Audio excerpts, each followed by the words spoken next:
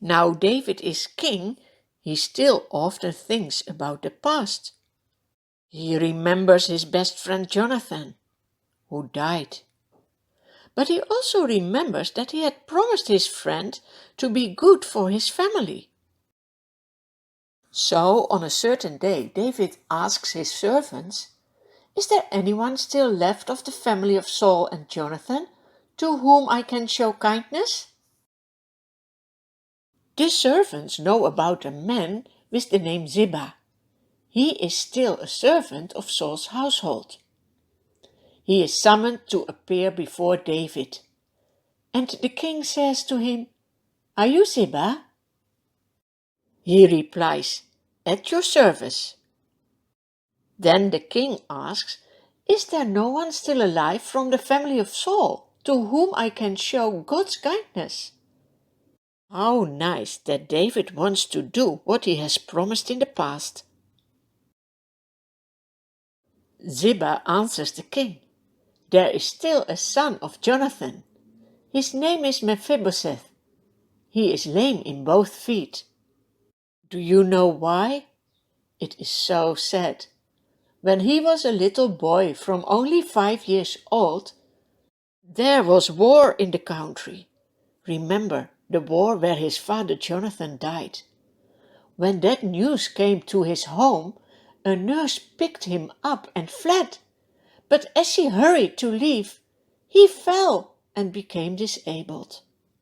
Now King David asks, "Where is he?"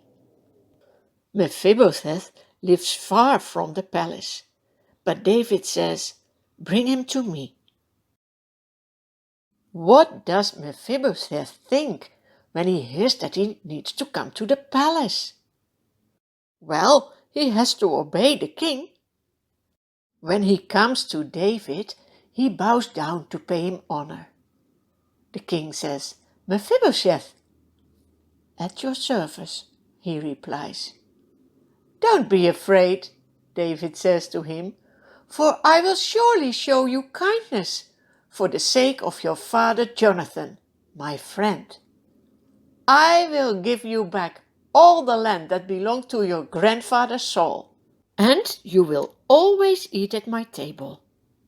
Mephibosheth is so surprised, he bows down again. Then the king speaks to Ziba, the servant of Saul, and says to him, "I have given your master's grandson everything that belonged to Saul and his family. You and your sons and your servants are to farm the land for him. You need to bring in the crops so that your master's grandson may be provided for. And Mephibosheth, he will always eat at my table." Then Ziba answers the king, "Your servant will do whatever you command me to do."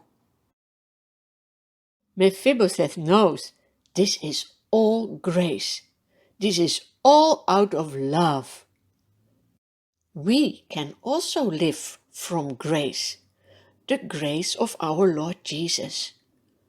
Do you know that he invites people to sit at his table as well? Would you like to be so close to Jesus? Ask him for his grace. Jesus never refuses anyone who comes to him. From that day on, Mephibosheth lives in Jerusalem, because he always eats at the king's table. Yes, his life has changed so much. Grace is always life-changing. When Jesus gives you grace, your life will never be the same as before.